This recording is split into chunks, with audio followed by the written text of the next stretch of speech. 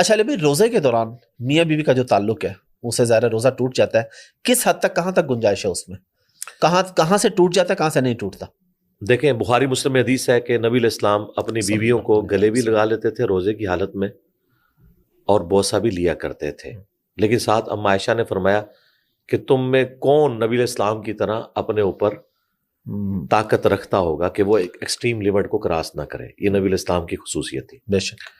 ابو داؤد میں ایک حدیث ہے کہ ایک بوڑھا شخص آیا، اس نے یہی سوال پوچھا تو نبی علیہ السلام نے اسے اجازت دے دی. تھوڑی دیر بعد ایک نوجوان شخص آیا، نبی علیہ السلام نے اسے اجازت نہیں دی. یعنی پرسن ٹو پرسن یہ ویری کرتا ہے. اگر کوئی شخص ایکسٹریم لیول کے اوپر نہیں جاتا تو فی نفسی یہ حرام معاملہ نہیں ہے. ہاں جو وہ ایکسٹریم معاملہ ہے، میں کوڈ ورڈز میں بات کر رہا ہوں، جو ازدواجی تعلق والا معاملہ ہے، وہ تو روزہ توڑ دے گا. اور اس طرح اگر کسی نے روزہ توڑا تو وہ پھر ایک غلام آزاد کرے جو آبسلیٹ ہو چکا ہے. بخاری مسلم میں ہے 60 روزے رکھے گا یا 60 مسکینوں کو کھانا کھلائے گا، وہ کفارہ. اور یہ کفارہ اسی طریقے سے روزہ توڑنے کا ہے. اگر کوئی کھا پی کے روزہ توڑتا ہے نا جان بوجھ کے بھی، اس کے اوپر یہ کفارہ نہیں ہے.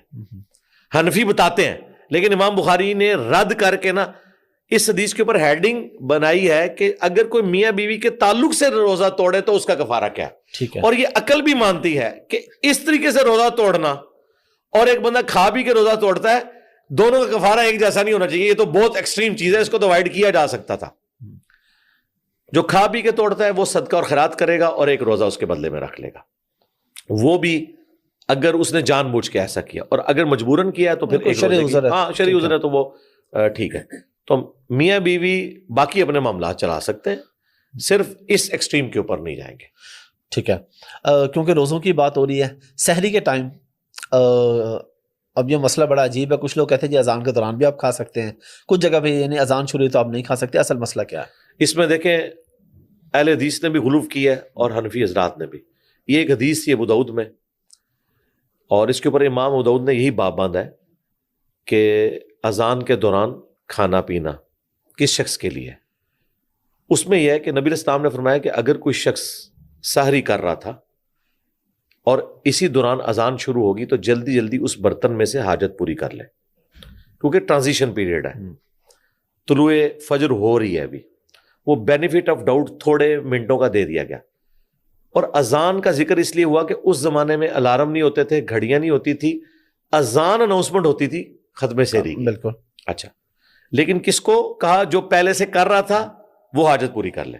یہ نہیں ہے کہ اذانوں کے وقت وہ اٹھ کے کھانا پینا شروع کرے اور آخری اذانیں جو آدھے گھنٹے تک ہو رہی ہیں وہ کھاتا پیتا رہے. بالکل یہ بات نہیں. ٹھیک ہے. اسی طریقے سے ایک شخص جو ہے وہ پہلے سحری کر چکا ہے، اب اذانیں شروع ہوئی ہیں اور پانی پی رہا ہے، اس کا بھی روزہ نہیں ہوگا اس کے لیے. ٹھیک ہے. اب کوئی کہے کہ اس کی اصل کیا ہے؟ اس کی اصل وہ حدیث ہے بخاری مسلم کی کہ جس نے طلوع آفتاب سے پہلے فجر کی ایک رکعت پا لی اس کی فجر کی نماز ہو گئی، اگرچہ دوسری ایک رکعت اس کی وہ ٹکیاں نکلتے وقت ہو رہی ہے اور مکروہ ٹائم ہے، لیکن اسے یہ ایج حاصل کر سٹارٹ کر چکا تھا. ٹھیک ہے. اور بخاری مسلم کی اسی حدیث میں آتا ہے جس نے غروب آفتاب سے پہلے عصر کی ایک رکعت پا لی، اگرچہ 3 رکعتیں اس کی مغرب کے وقت میں ہو رہی ہیں یا ٹرانزیشن پیریڈ میں، اسے نماز کا ثواب مل جائے گا، اس کی نماز ہو جائے گی. یہاں پہ بھی اگر اس نے پہلے سحری شروع کی اور بیچ میں وقت داخل ہو گیا تو وہ جلدی سے پورا کر لے. اور اگر وہ لیٹ اٹھا ہے اور ختم سحری ہو چکی بھی ہے، اب وہ یہ کام نہیں کر سکتا. اذانیں تو 20 منٹ تک ہوتی رہتی ہیں.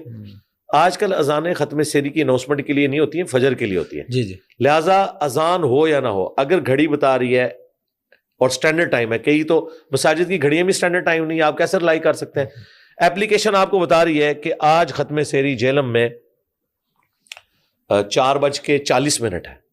بھائی کوئی اذان ہو یا نہ ہو، میں نے 4:40 سے پہلے ختم سحری کر دینی. بالکل. 1 سیکنڈ بھی اوپر کیا ہماری پکڑ زیادہ ہے، کیونکہ ہمارے پاس اب لیٹ لانگ کی کیلکولیشن کے بعد ہر چیز موجود ہے، یہ سب کچھ موجود ہے، ہمارے لیے کوئی ٹالرنس موجود نہیں ہے.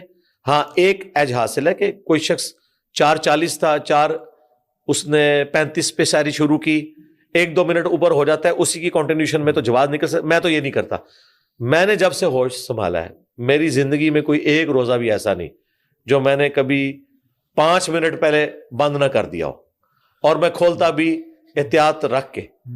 اور اس میں جو یہ پبلک میں مشہور ہے نا کہ وہ ستارے نکلے ہیں تو روزہ مکروہ ہو جاتا ہے، وہ کثرت سے جب نکلے یہ عام 5-7 منٹ اوپر کرنے سے کوئی ستارے نہیں نکلتے، نہ کوئی اندھیرا چھا جاتا ہے، اس سے کوئی روزہ مکروہ نہیں ہوتا۔ صحابہ کرام میں مسلم شریف میں 2 گروہ تھے، ابو موسیٰ اشعری ان کے ساتھی مغرب کی نماز بھی لیٹ پڑھتے تھے اور روزہ بھی لیٹ کھولتے تھے، اور ابن مسعود ان کے ساتھی مغرب کی نماز بھی جلدی پڑھتے تھے اور روزہ بھی وقت کے اوپر کھولتے تھے۔ وقت کے اوپر آج ٹائم ٹیبل اویلیبل ہے، گورا نہ سنی ہے نہ شیعہ، اگر گورا بتا رہا ہے کہ ہورائزن کے اوپر سورج غائب ہو چکا ہے، آپ کو روزہ افطار کر لینا چاہیے۔ اندھیرے کو انشور کرنا کوئی ضروری نہیں، اندھیرا انشور کرتے ہوئے تو پونا گھنٹہ لگ جائے گا۔ یہ جو عموماً شیعہ میں مشہور ہے نا کہ اندھیرے کو انشور کریں، وہ 5-7 منٹ بعد 10 منٹ میں کھول لیتے ہیں، اس وقت بھی روشنی تو ہوتی ہے۔ غروب آفتاب کا مطلب ہے رات، جو قرآن میں ہے نا کہ رات ہونے تک روزہ مکمل، تو رات سٹارٹ ہو جاتی ہے غروب کے ساتھ، ٹھیک ہے۔ تو اگر کوئی 10 منٹ بعد بھی کھول لیتا ہے روزہ اس کا مکروہ نہیں ہوگا۔